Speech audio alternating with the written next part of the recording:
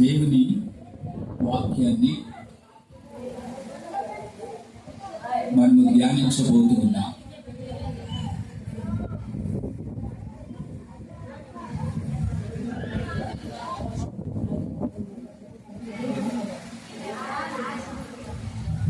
దేవుని వాక్యాన్ని మనం చూద్దాం.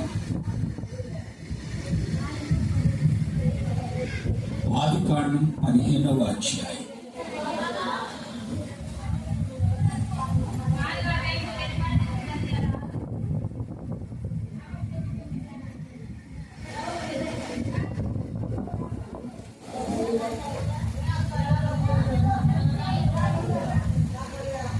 ఆదికాండం 15వ అధ్యాయం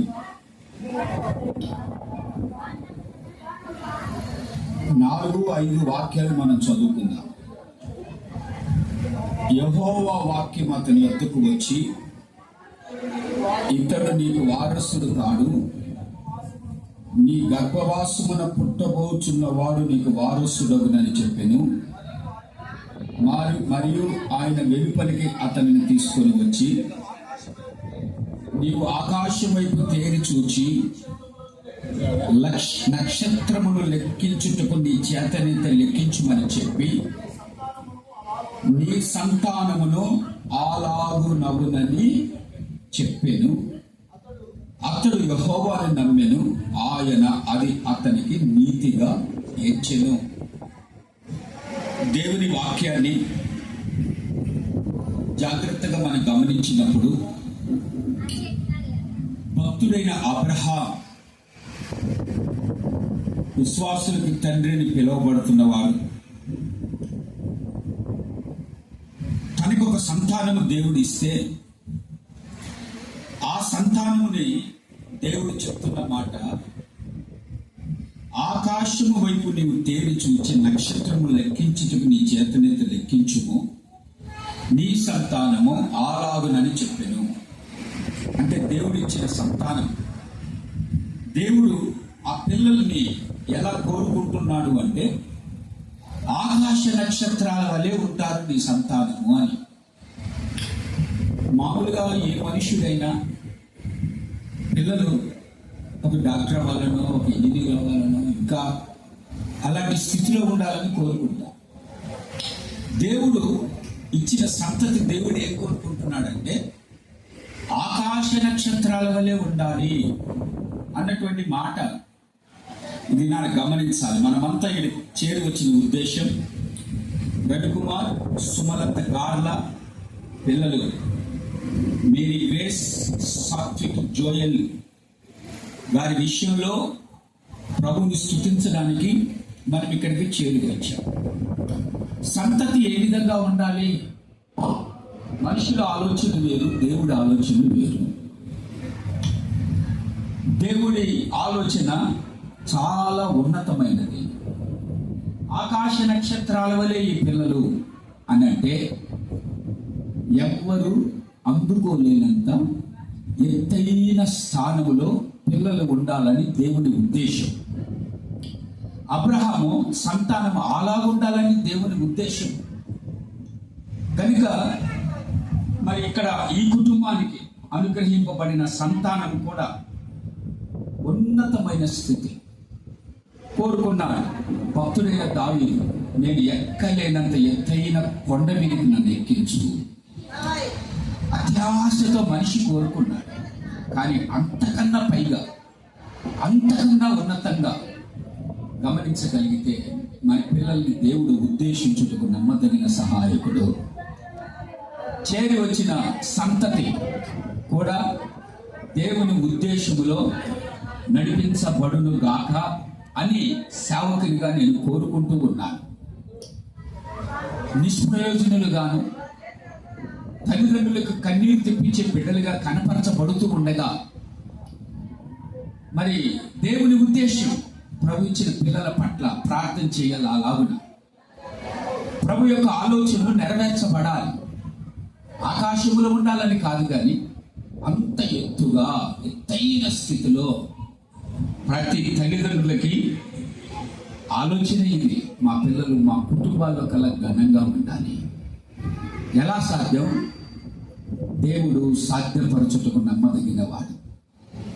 ఈ కుటుంబాన్ని చూస్తే నాకు చాలా సంతోషంగా ఉంది. ఉమ్మడి కుటుంబముగా, ఐక్యత కలిగిన కుటుంబముగా, దేవుని సన్నిధానానికి నడిపించబడే కుటుంబముగా, వారు ప్రభుని హత్తుకునే కుటుంబముగా చూస్తే చాలా సంతోషం. మరి దేవుని ఉద్దేశాలు ఎలా నెరవేర్చబడతాయి? మన కళ్ళకి చిన్న బిడ్డలే. చిన్న వయసులోనే దేవుడు ఇంత ఉన్నతంగా హెచ్చిస్తున్నాడు. ఇంకొక మాట ఏంటంటే, నక్షత్రము చీకటిలో వెలుగుతుంది. చీకటిలో వెలుగుతుంది. మరి మన బిడ్డలు చీకటి అంటే ఈ లోకంలో జ్యోతుల వలె వెలుగుతూ ఉండాలి. బైబిల్లో జకర్యా, ఎలిజబెత్ భయభక్తులు కలిగిన వారు, ప్రార్థనా పరులు. వారికి ఇచ్చిన సంతానం ఏ విధంగా ఉందంటే, అతడు మండుచు ప్రకాశించుచున్న దీపమై ఉన్నాడు. దేవుని బిడ్డలకు ఇచ్చిన సంతానం భయభక్తులతో కొనసాగింపబడిన కుటుంబంలో అనేక మందిని వెలిగింపబడే నక్షత్రముగా దేవుని వాక్యం మనకి చెప్పబడుతూ ఉంది. చీకటి చీకటి అని అంటూ ఉంటే, ఒక దీపం వెలిగిందంటే చీకటిని బతిలాడనక్కర్లేదు, అది పారిపోతుంది. మరి లోకము చీకటి, మోసాలు, ద్వేషాలు కలిగిన పరిస్థితులు, చీకటి కార్యాలు, వీటన్నిటిలో నుండి దీపాల వల్లే మన పిల్లలు వెలుగుతూ ప్రజ్వరిల్లుతూ ఆశీర్వాదకరంగా ఉండాలని వాక్యం చెప్పబడుతుంది. భక్తుడైన దావీదు అంటాడు, నా దీపము వెలిగించు వాడవు నీవే. అసమాధానముతోనూ, బలహీనతలతోనూ, ఆర్థిక ఇబ్బందులతోనూ, ఇలాంటి చెడు అలవాట్లతోనూ చీకటిమయం చేసుకున్న బ్రతుకులకి దేవుడు వెలుగునిస్తాడు అన్నమాట వాక్యంలో మనకి చెప్పబడుతూ ఉంది. ఈ నక్షత్రముల గురించి, నీ పిల్లలు అలాగ ఉండునుగాక. 1 ఉన్నతంగా ఉంటారు, 2 వెలుగుతూ ఉంటారు, 3 నక్షత్రముల రాశి అని గొప్ప సమూహముగా దేవుడు ఇశ్రాయేలును ఆశీర్వదించి అబ్రహాముకు చెప్పినట్టుగా లెక్కింపజాలని విస్తారమైన జనములని ప్రభుత్వించాడు. మరి కుటుంబ పరిస్థితులు కూడా విస్తరింపబడాలి. నక్షత్రపు రాసులు, ఈ కుటుంబాల్లో ఉన్న వారంతా నక్షత్రపు రాసులుగా ఉండాలి. వాక్యం అంటది, సహోదరులు ఐక్యత కలిగి ఉండట ఎంత మేలు, అది ఎంత మనోహరమో అన్నటువంటి మాట. కనుక రాసులుగా, ఎడబాసే వారిగా కాక ప్రేమతత్వముని కలిగి ఐక్యత కలిగిన బిడ్డలుగా. ప్రస్తుత పరిస్థితులు బాగలేవు. లోకంలో ఎవరి కుటుంబం వారితే. కనీసం కన్న తల్లిదండ్రుల విషయంలో కూడా, వృద్ధులైన తల్లిదండ్రుల విషయంలో కూడా పోషింపబడడానికి పంచుకుంటున్నటువంటి దినాలు. కానీ ప్రేమతత్వముని కలిగి ఒకరిని ఒకరు ఐక్యతని, ప్రేమని, సమాధానముని కలిగి జీవించాలి. నక్షత్రాలు ఒక సమూహం. వెనుక ప్రియ దేవుని బిడ్డలారా, నీ పిల్లలు అలాగవునుగాక అన్న మాట మనం చూస్తున్నాం. ఇలా చెప్పుకుంటూ పోతే దేవుడు ప్రకటన గ్రంథంలో మొదలొచ్చాడు. దేవుడు తన కుడి చేతితో నక్షత్రాన్ని పట్టుకొని ఉన్నాడట. అంటే దేవుడు ఉద్దేశించిన నక్షత్రం ఎలా ఉందంటే, దేవుని కుడి చేతిలో ఉంది. దేవుని కుడి చేతిలో అంటే దేవుని చేతులలో ఉంటే ఇక మనకి ఏం కొరత ఉంటుంది? మన పిల్లలకి ఏం కొరత ఉంటుంది? చూడుము, నీ అరచేతులలోనే, నా అరచేతులలోనే నేను నిన్ను చెప్పుకొని ఉన్నాను. వాక్యం మనం చూడాలి. దేవుడు మర్చిపోయాడేమో అని ప్రశ్న వస్తే, తల్లి అయినా మర్చిపోతుందేమో కానీ దేవుడు మర్చిపోడు. అరచేతులలో నేను చెప్పుకున్నాను.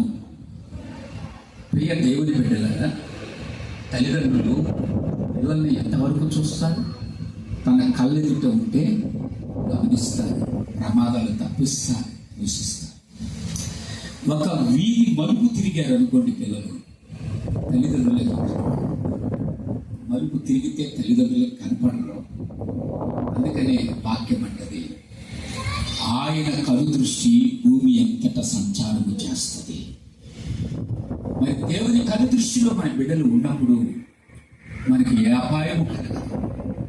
కుడి చేతిలో ఉన్నాడని అంటే ఆయన చేతుల్లో చెప్పుకున్నాడు, మర్చిపోయే దేవుడు కాదే కాదు అని వాక్యం మనకి చెప్పబడుతుంది. భూమి మీద ఏ తల్లిదండ్రులు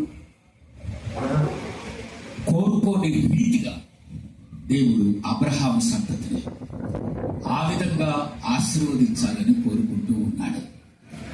ఉన్నతంగా ఉండాలి అని, వెలుగుతూ ఉండాలి అని. వెలుగుతూ ఒక వెలుగు ఉందంటే ఆ ప్రాంతానికి ఆశీర్వాదం, ఆ కుటుంబానికి ఆశీర్వాదం. బిడ్డలు అలాగూ ఉండాలి, ఈ కుటుంబ పిల్లలు అలాగూ ఉండాలి. నిత్యము జ్యోతుల వలె వెలుగుతూ ఉండాలి, రాశిగా ఉండాలి, దేవుని చేతులలో వాడబడే సాధనాలుగా ఉండాలి. ఇంకొక మాట మనము చూస్తే, యేసు ప్రభు ఎక్కడ పుట్టారు అని జ్ఞానులు వెతుకుతూ ఉంటే ఆకాశములో ఒక నక్షత్రము జ్ఞానులకు కనబడి యేసయ్య ఉన్న చోటుకి తీసుకెళ్ళిందంట. అంటే